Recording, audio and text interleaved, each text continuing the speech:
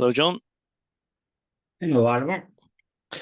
And so today we're going to talk about a religiously motivated terrorist attack on Bishop Emmanuel of the Assyrian Orthodox Church. He was stabbed by a 16-year-old boy, and police in Sydney have confirmed that it was a religiously motivated terrorist attack. Right, and it happened in Sydney or near Sydney in Australia. That's right. Yes, well, a 15-year-old. The first thing is was he in the habit of going there with his family, or what took him there in the first place?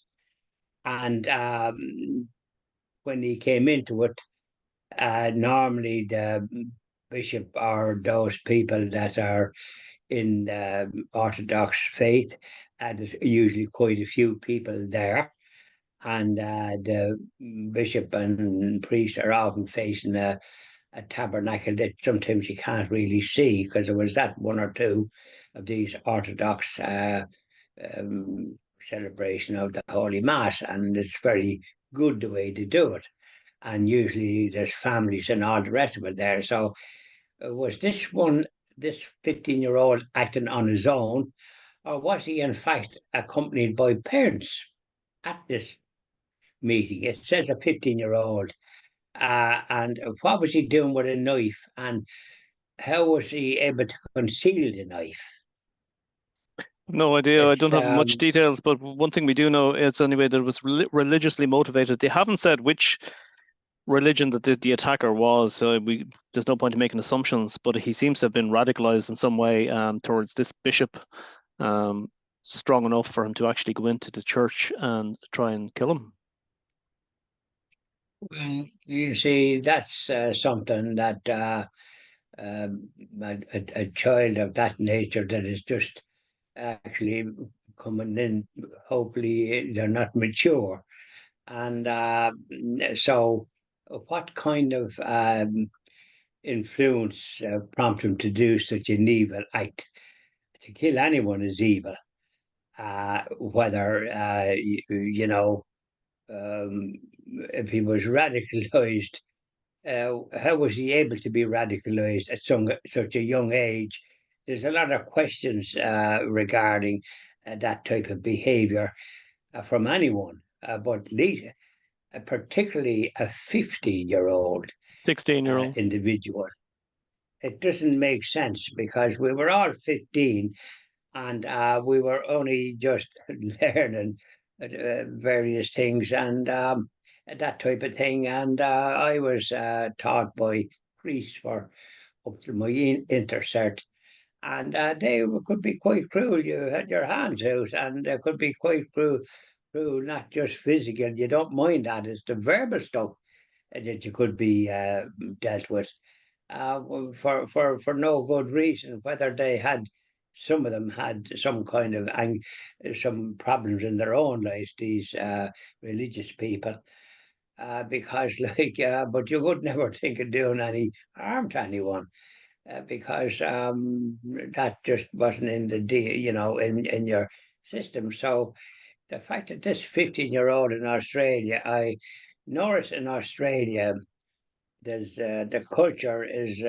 appears to me to be very dispersed, or something about it that doesn't seem what I call reflective and that type of thing. It's a society that I personally wouldn't like to be living under, because you want the sort of tradition and the longevity of a long established country that has had, like Ireland has, a long established tradition of the practice of the Catholic faith, and at the present time, not as much as it was because of all the changes that was occurred. But I noticed the Orthodox faith, whether Syrian, Romanian, or Greek, or Russian, or any of that, they still have the traditions, I think, that they always had. I don't think they've changed too much. And the bishop, irrespective of what have you, if he was a strong advocate of the Christian way of life, that's his duty. We don't seem to have that sort of straightforward, strong leadership in the Catholic Church. They perform ceremonies and confirmations and things of that caliber, and various other issues, but you don't hear them speak it out against the secular agenda that we have in this country, and also in other countries. You get a few in other countries, large countries, speaking out, but not so much in this country for some reason.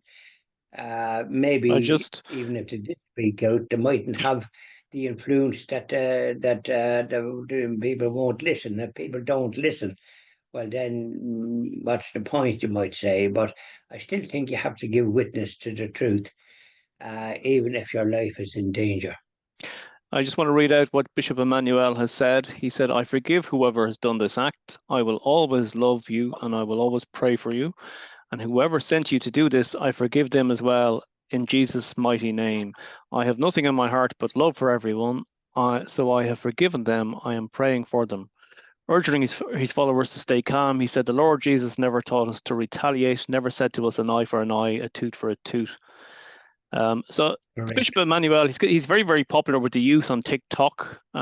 He's been critical about homosexuality, COVID vaccinations, and Islam in his sermons. I have seen his sermons. I have seen him a few times. To be honest with you, he wouldn't be my type of bishop, but he's got a huge following and he brings comfort to a lot of people. Well, correct, because you're speaking the truth, and the truth sets you free. But some people have a different idea of what the truth is, and the truth is the truth, and it needs to be spoken without fear or favor. And priests and nuns need to wear their clerical garb all the time, so that they're recognized. And if they suffer from any abuse, it should be a crime to insult a priest or a nun dressed in their clerical garb. And that's the way they should, to give witness to the great vocation they have, and to sort of give encouragement to those of us that practice our Catholic faith, that we have those type of strong priests and bishops. It needs to be. You can't water these things down and try to fit in case you're going to be insulted. That's forbidden to my way of thinking. You can't insult people because of their religion, and No, especially no. Catholics, considering we suffered in this country enough, as I've highlighted umpteen times, with Now, the police in Sydney have said that they believe it was a religiously motivated attack, but his mother has said that her son has had trouble in his life, has had anger management issues, a short fuse, and for no valid reasons, he just gets angry. Hardly an excuse to go into a church and stab a bishop. It's I'm sure there's more to it than well, that. you see, who else could he stabbed, and they mightn't even know who did it. He's disturbed, and his mother says this. From the sound of it, is there a father influence in the home? Don't know that, and oftentimes children that are haven't got a father to put manners on them, and keep them and recognize the problems. Mothers have a kindly nature, and they're very valuable to bring us into the world, and so on and so forth. But at the end of the day, the father keeps order, and that's his duty. Not to be kind of like a silent a man of silence. You've got to, if you have a son or a family, you've got to teach them right from wrong. Now, if the mother spoke out, it seems to me that there's no father there, and that's a big. The ones that don't have a father and mother in the traditional family are the ones that often go astray in various ways. They have anger, I think, and it's recognised in when you study statistics and so on and so forth, that the best environment is um, a father and mother that are united, not that, loggerheads, as sometimes happens, unfortunately, united with regard to how they rear children and teach them right from wrong. Now, if the mother said that that lad had a right to be taken into some kind of institution to deal with those issues, not to be let going around. He must have been a problem in the school, wherever, if assuming he attended school. So he must have a history of a short fuse or whatever it is, anger management. You get me drift, and but he nearly killed a religious person that is preaching the truth, and he's entitled to do that because there is a right way of doing things and a wrong way, and governments and the political establishment has made things very difficult for the business of right and wrong, if good and evil. So they have to take some responsibility for the line they went down. But good bishops and priests are speaking the truth, and that's their duty. Well, we wish Bishop Emmanuel a speedy recovery, and hopefully he'll be back in his church soon, doing what he does best. Well, I certainly congratulate him by his reaction to it. That is an example of a good spiritual bishop. That there's no point in bearing enmity against anyone, because that you never get free. If you know what I mean, it doesn't matter who does you harm. You just don't waste any time with enmity or this, that, or the other. So I mean, I was at a meeting this morning, and they're going to disband an association of the retired people that brought some joy and comradeship and all the rest of it, and I objected to it, and so did another man, and but it was carried because which is very strange. Now, I just mentioned this to you in the same line of what we're talking about. The chairman and the secretary that normally shouldn't be having a vote, to my way of thinking, they must have had a vote, because if it was the other way about, it wouldn't have been carried, but they must have voted as well. And I don't think that's in order, do you?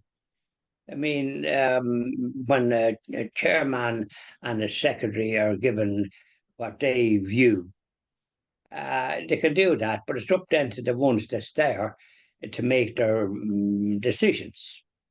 Isn't that so? Yeah, there you go. Anyways, we'll move on to our next video. Right. Okay. Okay, thank you. Bye.